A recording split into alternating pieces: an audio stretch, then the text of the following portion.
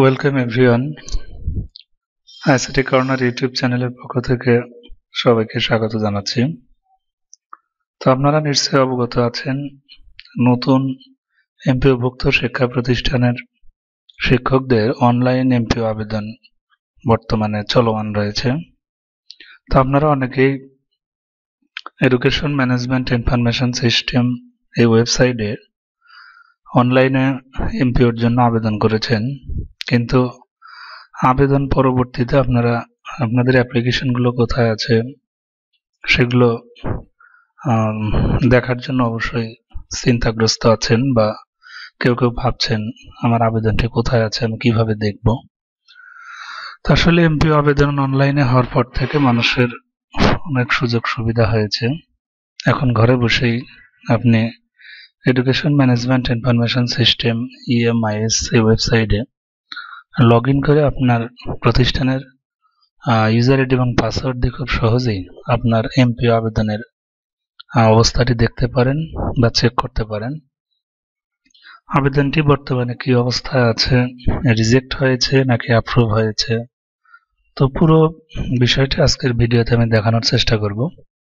তো আপনারা অবশ্যই ভিডিওটি মনোযোগ সহকারে দেখবেন, আশা করি উপকৃত হবেন। আমি এখন দেখাবো এডুকেশন ম্যানেজমেন্ট ইনফরমেশন সিস্টেম এর ওয়েবসাইটে আপনি প্রবেশ করে কিভাবে সহজে আপনার এমপিও আবেদনের বর্তমান অবস্থা দেখতে পারবেন। এজন্য আপনারা প্রথমে এডুকেশন ম্যানেজমেন্ট ইনফরমেশন সিস্টেম এই ওয়েবসাইটে প্রবেশ করবেন। করার পর ঠিক ডান কোণায় দেখতে পাবেন লগ ইন বাটনে ক্লিক করবেন। এরপর আপনি একটি ডায়লগ বক্স দেখতে পাবেন, সেখানে আপনার প্রতিষ্ঠানের এমপিও কার্যক্রমের জন্য যে ইউজার আইডি এবং পাসওয়ার্ড সেটি দেবেন। তো আমি প্রবেশ করছি।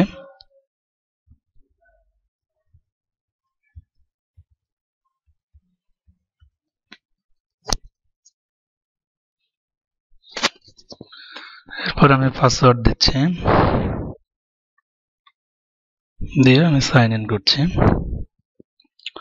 আপনি সাইন ইন করার পর তিনটি অপশন পাবেন, HRM, IMS এবং এমপিও।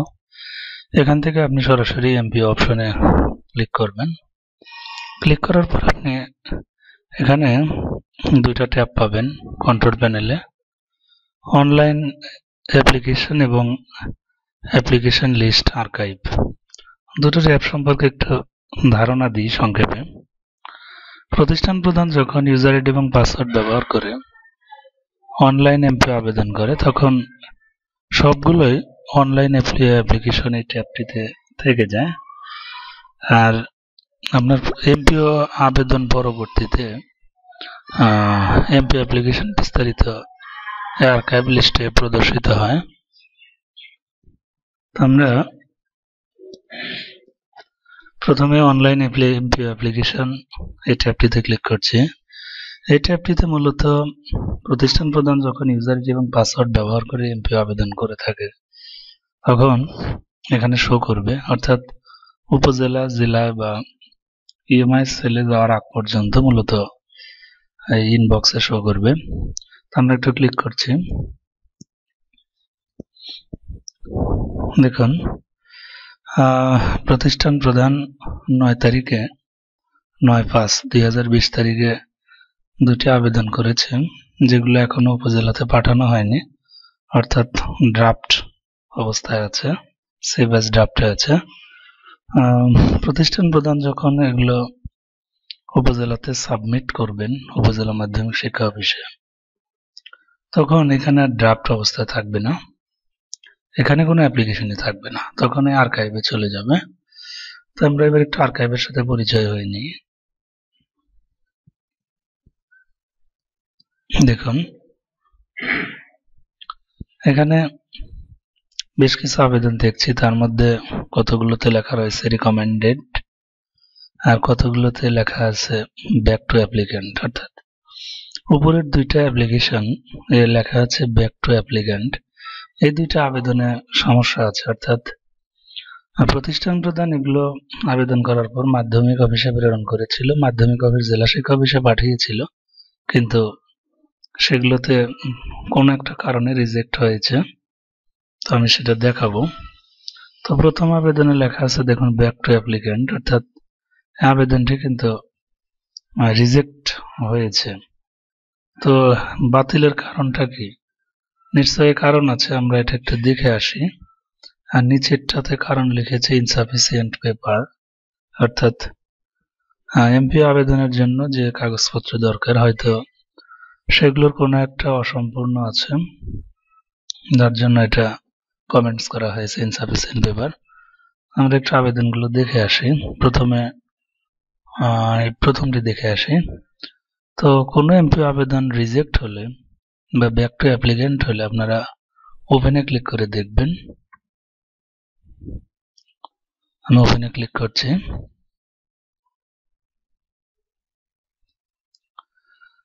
দেখুন এগুলো কিন্তু আর এডিট করা যাবে না, কারণ এগুলো কার্সর এখানে ব্লিঙ্ক করছে না। তো আমরা 6 নম্বর ধাপে যাব। আবেদন যদি রিজেক্ট হয় বা ব্যাক টু অ্যাপ্লিক্যান্ট আসে, সেক্ষেত্রে আমি সর্বশেষ ধাপে আমি ক্লিক করব। ক্লিক করলে এখানে অনুমোদনের বিবরণের অপশনে আপনারা দেখবেন status type back to applicant. এটা কে পাঠিয়েছে? জেলা শিক্ষা অফিসার। কাকে পাঠিয়েছিল? ডেপুটি ডিরেক্টর, উপপরিচালক মাধ্যমিকে। সমস্যা কি ছিল? যে BEd certificate obtain from private university should be verified, অর্থাৎ এই প্রাইভেট বিশ্ববিদ্যালয় থেকে যে বিএড এর অর্জিত সনদ সেটি যাচাই করতে হবে। তো আমরা বিভিন্ন অনলাইন পত্রপত্রিকায় দেখেছি এবং চিঠিপত্রে দেখেছি যে আসলে জাতীয় বিশ্ববিদ্যালয় বা উন্মুক্ত বিশ্ববিদ্যালয় ছাড়া আপনারা যদি ব্যক্তিগত বা প্রাইভেট কোনো প্রতিষ্ঠান থেকে বিএড সম্পন্ন করেন, সেক্ষেত্রে মাধ্যমিক উচ্চ শিক্ষা অধিদপ্তর থেকে কিন্তু একটু বিধিনিষেধ আছে। সেগুলো বিএড স্কেল পাওয়া বা উচ্চতর গ্রেড পেতে একটু সমস্যা হবে। আগে কোনো ঝামেলা ছিল না, কিন্তু বর্তমানে এগুলো আঞ্চলিক অফিস থেকে রিজেক্ট করে দেওয়া হয়। তো আপনাদেরকে সাজেস্ট করবো অবশ্যই আপনারা উন্মুক্ত বিশ্ববিদ্যালয়ের অধীনে অথবা কোনো পাবলিক বিশ্ববিদ্যালয় অথবা জাতীয় বিশ্ববিদ্যালয়ের আন্ডারে আপনারা বিএড কোর্সটা কমপ্লিট করবেন। পরবর্তীতে আপনাদের এমপিও পেতে কোনো সমস্যা হবে না বা বিএড স্কেল পেতে সমস্যা হবে না। তো আমরা একটু দেখে নিই যে ওনার আসলে বিএড সার্টিফিকেটটা কোন প্রতিষ্ঠান থেকে অর্জিত। আমরা একটু ডান দিকে স্ক্রল করি, আমরা দেখব বিএড সার্টিফিকেটটি।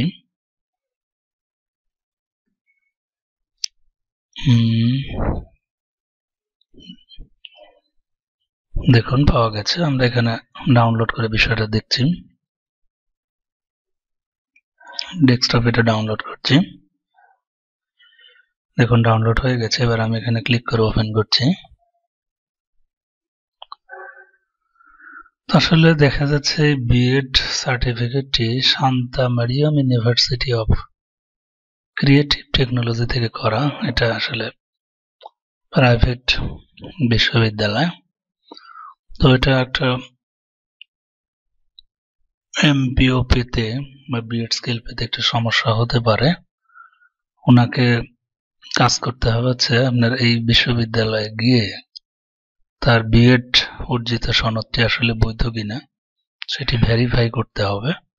তো এটা ভেরিফাই করলে ওনার আবেদনটি আবার ওকে হয়ে যাবে। তো এটাই আসলে কারণ ছিল। এবার আমরা একটা দ্বিতীয়টি দেখি, কেন দ্বিতীয় আবেদনটি ব্যাক টু অ্যাপ্লিক্যান্টের কাছে চলে আসলো ইনসাফিসিয়েন্ট পেপার। তো আপনাদের এমপিও আবেদন করার পূর্বে প্রথম থেকেই কাগজপত্রগুলো বেশ ভালো করে যাচাই বাছাই করে নিতে হবে।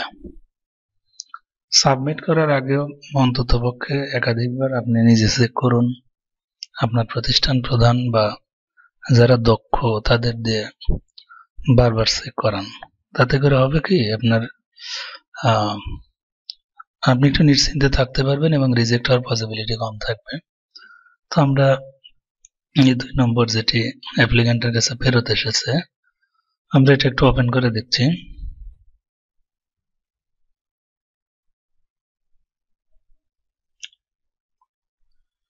তো আমাদের ওপেন করার পর সর্বশেষ ধাপে যেতে হবে।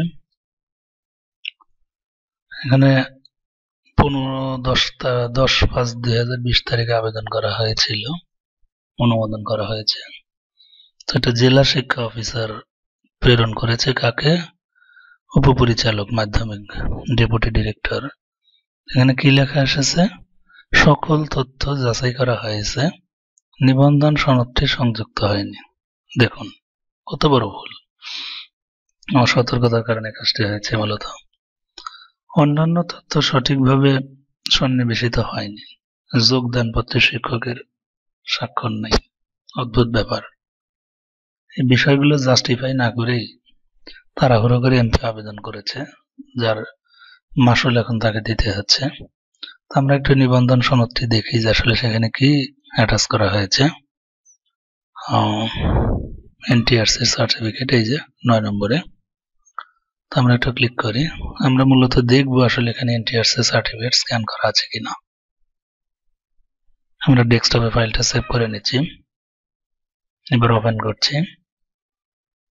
অদ্ভুত ব্যাপার, এনটিআরসির সার্টিফিকেটের কাছে এখানে জাতীয় বিশ্ববিদ্যালয়ের সার্টিফিকেট, বিএসসি পাশের সার্টিফিকেট দেওয়া হয়েছে। দেখুন এটা কিন্তু মারাত্মক ভুল। আপনার যেখানে যে ফাইলটা স্ক্যান করতে হবে আপনি সেই ফাইল স্ক্যান করবেন। এখন এনটিআরসির সার্টিফিকেটের কাছে যদি আপনি সেই ন্যাশনাল ইউনিভার্সিটির সেই বিএসসি বা ডিগ্রির সার্টিফিকেট স্ক্যান করে দেন, তাহলে তো এটা রিজেক্ট হবে। এটা খুবই স্বাভাবিক ব্যাপার। এবার আমরা দেখব লেখা আছে যোগদানপত্রে শিক্ষকের স্বাক্ষর নেই। আপনার যে ডকুমেন্টের সমস্যা আছে বা যার জন্য আপনাকে আপনার এমপি আবেদনটি রিজেক্ট করে দিয়েছে, আপনি এই 6 নম্বর ধাপে সংযুক্তিগুলো চেক করলেই পাবেন। তো আশা করি বিষয়টি বুঝতে পেরেছেন। তো যে সমস্ত আবেদন রিজেক্ট হয়েছে তাদেরকে আবার পুনরায় আবেদন করতে হবে। তবে পুনরায় আবেদন করার জন্য তাকে সমস্ত কাগজপত্র পুনরায় যে আপলোড করতে হবে তা না। আপনারা এখানে কপি অপশন দেখতে পাচ্ছেন। অর্থাৎ এই আবেদনটি যদি পুনরায় করা হয় সেক্ষেত্রে আপনি কপি করলে পুরোটা কপি হয়ে যাবে। শুধুমাত্র এই কিছু ফাইল স্ক্যান করা লাগতে পারে, যে ফাইলগুলোতে সমস্যা ছিল আমরা দেখালাম। তো এভাবেই আপনারা খুব সহজেই আপনার প্রতিষ্ঠানের অনলাইন এমপিও অ্যাপ্লিকেশনের অবস্থা দেখতে পাবেন। তো এখানে দেখুন রিকমেন্ড, অর্থাৎ এগুলো যখন EMIS সেলে যাবে এখানে ডান অপশন চলে আসবে। আপনারা জানেন অনলাইন এমপিও অ্যাপ্লিকেশনগুলো যখন মাউসের EMIS সেলে চলে যায় তখন ইন্ডেক্স নম্বর চলে আসে। তো আশা করি বিষয়টি বুঝতে পেরেছেন। তো এবার কাজ শেষ হয়ে গেলে আপনারা লগ আউট অপশনে ক্লিক করে বের হয়ে আসবেন।